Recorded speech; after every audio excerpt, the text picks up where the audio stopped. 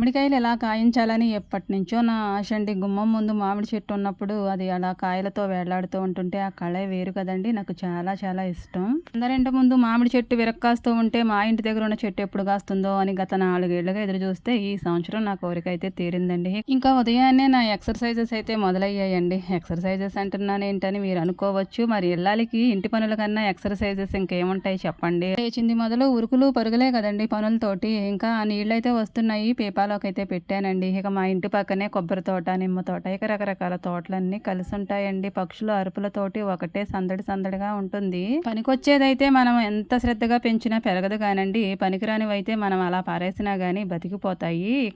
మా సైడ్ అయితే తొరకబంతి అంటారు. దాన్ని ఏమంటారో నాకు పూర్తిగా తెలియదు గానండి. దాని పువ్వులేమో యెల్లో కలర్‌లో ఉంటాయండి. ఇక అది బంతి చెట్టులాగా విచ్చుకుని చక్కగా పూలన్నీ పూసేది. కానీ దానికి కింద పడిన విత్తనాల వల్ల అక్కడ మొత్తం గడ్డిలా మొక్కలైతే వచ్చేసాయండి.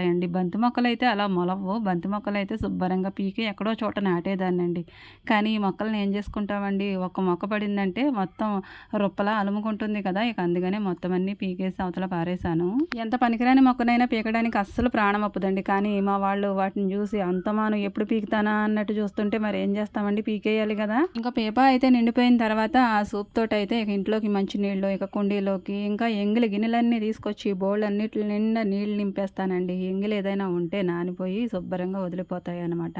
ఇంకా టబ్‌లో కూడా నింపేసుకొని ఇక గిన్నెలన్నీ కూడా నీట్‌గా తోమేసుకోవడానికి నీళ్ళైతే పట్టేసుకున్నాను. అంతకుముందే వాకిలి తుడిచేసి కల్లాపైతే చల్లేసానండి. మరి సిమెంట్ రోడ్డు కదా! వెంటనే ముగ్గు పెట్టడం బాగోదనేసి ఇది కాస్తంత ఆగి తర్వాత అయితే ముగ్గు పెడుతున్నాను. ఇక ఎప్పుడు చూసినా మైండ్‌లోకి ఇదే ముగ్గొస్తుందండి. చిన్నప్పుడు మా అమ్మ దగ్గర నేర్చుకున్నాను. ఏదో పెట్టేయాలనిపిస్తుందండి. కానీ టైంకైతే గుర్తురావు ముగ్గులైతే. పెద్ద పెద్ద రంగవల్లికలేమీ రాకపోయినా గానీ మనం వేసేది చిన్న గీతైనా అందంగా నైస్‌గా గీస్తే అది ఇంటి ముందైతే చాలా అందంగా కనబడుతుంది కదండీ! కొన్ని కొన్ని ముగ్గులు చూడడానికి చాలా ఈజీగా కనిపిస్తాయి గానండి, వేయడానికి చాలా కష్టంగా ఉంటాయి.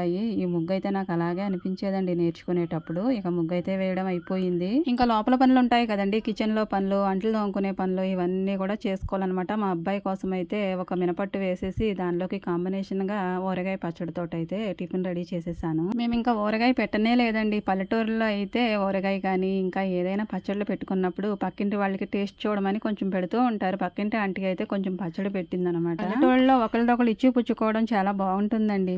ఏదైనా సరే మనం చేసుకునే వరకు దాని టేస్ట్ ఎలా ఉంటుందో తెలియదు. కానీ పక్కింటి వాళ్ళు పెడతారు కదండి, టేస్ట్ ముందే చూసేయొచ్చు. మనం పట్టుకున్న తర్వాత వాళ్ళకి కూడా టేస్ట్ చూడమని కొంచెం పెట్టొచ్చండి. ఇక ఇడ్లీ అయితే వేసాను మిగతా వాళ్ళ కోసం. దానికా చట్నీ అయితే పల్లీ చట్నీ అండి. కాస్త పుట్నాల పప్పు, కొద్దిగా జీలకర్ర వేసి మిక్సీ అయితే పట్టేసి తాలింపు పెట్టేశాను. ఇంకా వంట పని అయితే మిగిలే ఉందండి. సబ్స్క్రైబ్ చేసుకోవచ్చు కదండి.